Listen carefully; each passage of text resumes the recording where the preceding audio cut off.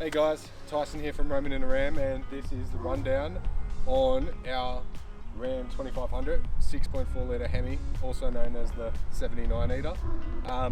We'll start at the front end. We have the trail ready full guard bull bar, and we're also running with the Roadvision 6-inch lights in there. We have a Roadvision 30-inch I believe, or 32-inch light bar there. We have the Sherpa 17,000 pound with a 40 or 45 meter rope winch inside there. Also on the front end, of course, we're running GME, so we have the GME UHF antenna there running into our XRS unit in cab. We have aftermarket headlights, and I think that's about it when it comes to the front end. It's mainly lights, bull bars, protection, all the usual stuff that you find on most rigs. So coming down the side, we have flares. They're non-standard, of course. We had to do them for the 35s because the 35s just sit outside the guard. Coming down to suspension, we're running a 2-inch lift. It is a Radflow. So Radflow remote raise shocks, which are the Outback Kitters brand.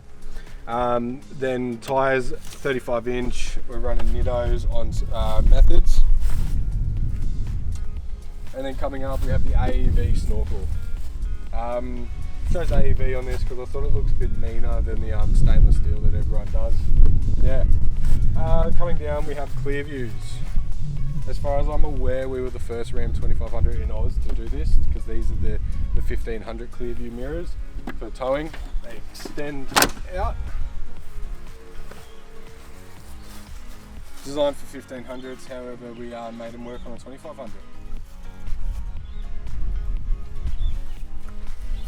Side steps, as it's a little tall, we went for the AMP electric side steps. So you open the door, they come down, you need to stay out, hold pressure, they'll stay there, and then we pull them back up, open, close, they go away.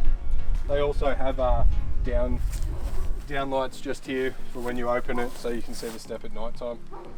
Coming up to the roof, we've got the Outback Kitters backbone system with a Pioneer roof rack up there. Of course, need max tracks on any four-wheel drive, so we're running 4 of the max tracks on the max tracks mount. Going down the vehicle, also standards, we've got tint, weather shields. Coming inside the car, yes, so it's a little bit dirty as a daily. We have floor mats, which are the standard Rams.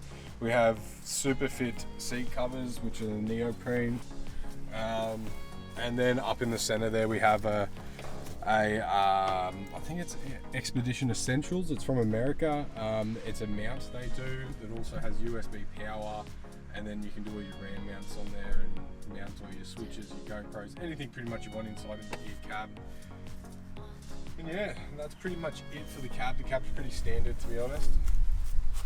And then coming down towards the rear, this big black beast. So that's the MITS tray and canopy package.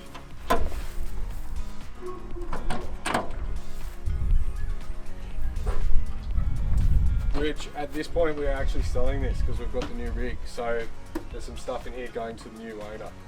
But we ran double drawers on this side, just for all tools and extra stuff when we're on the road. We ran the shelf up here, and then inside you can see there is our 200 amp hour lithium Btec battery by Enerdrive, and also our twin ARB air compressor. And then other than that, it's pretty standard, really, on this side.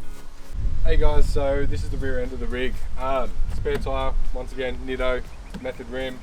Center we've got a ladder, or offset center, and then we have jerry can. Probably one of the most common and best rear end setups for touring, as you get a spare tyre. A little bit of extra fuel or water, whatever you prefer. Speaking of fuel, we'll jump down here quickly. Speaking about underneath the rear, we have a Long Ranger 97 litre tank, which can be used for either diesel or petrol depending on which model you have.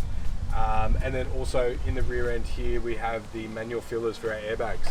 We're running the poly air helpers, so they're not in the spring, they're beside, just like your normal airbags I suppose that you put with the leaf pack or whatever. Then of course we have the Narva 12 pin for towing and our Anderson plug for caravan and some mud flaps which I just made up. Yeah, and that's pretty much rear end underneath of the vehicle. Coming up, we've got the trundle draw.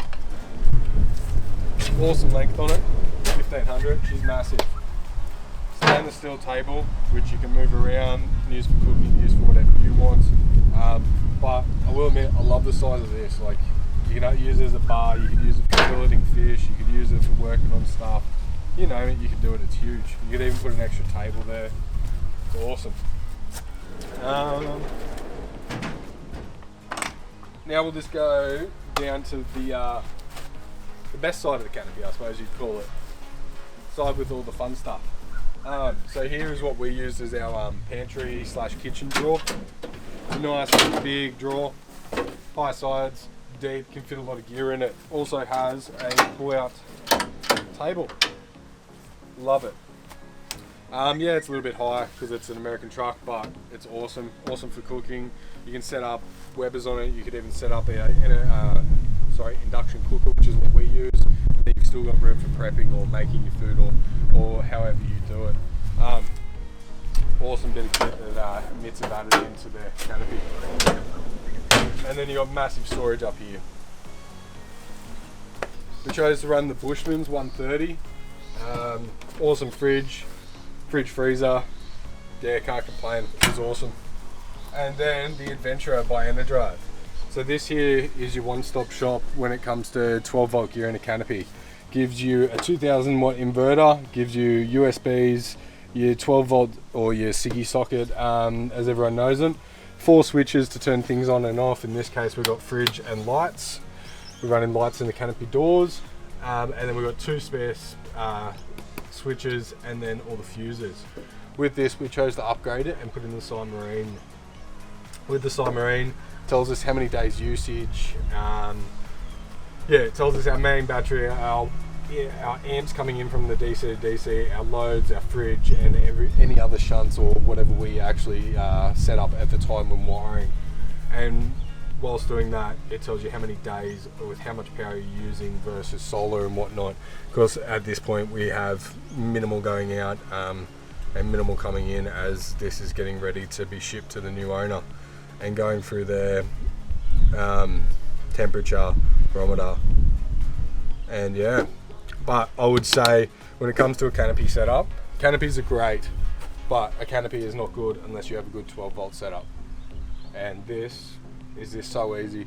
You just grab it, chuck it in, run your wires to it, done. Comes pre-wired from Enerdrive, nice and easy, awesome bit of kit. But that pretty much comes to the end of the canopy. I will say MITS canopy is awesome. Love the extrusions through the floors, the walls, the roof. Makes it you can mount anything anywhere. You can move the stuff as we did. Yeah, awesome bit of kit. We aren't going it with our new build. That's just because we found another canopy we like. However, definitely awesome canopy, would buy one again. And then coming down this side, we have the water out from the water tank in the headboard. And yeah, just everything else we explained them from the other side. Oh, left out, we've got lights built into the Outback Kitters, and we also have a 120 watt Enerdrive solar panel on the roof. But yeah, that's the end of this little walkthrough. Sorry it was a bit late, as we were still building the rig, and then we decided that that we needed a different rig pretty much due to load capacity and whatnot, which will come up later on in a couple other videos. We'll discuss that with the new rig, with the van, and with all the loads and that. We'll run through that. Other than that, if you've got any questions about this rig and this build and the time we had the Hemi, just chuck them in the comments. Yeah, see you guys next time.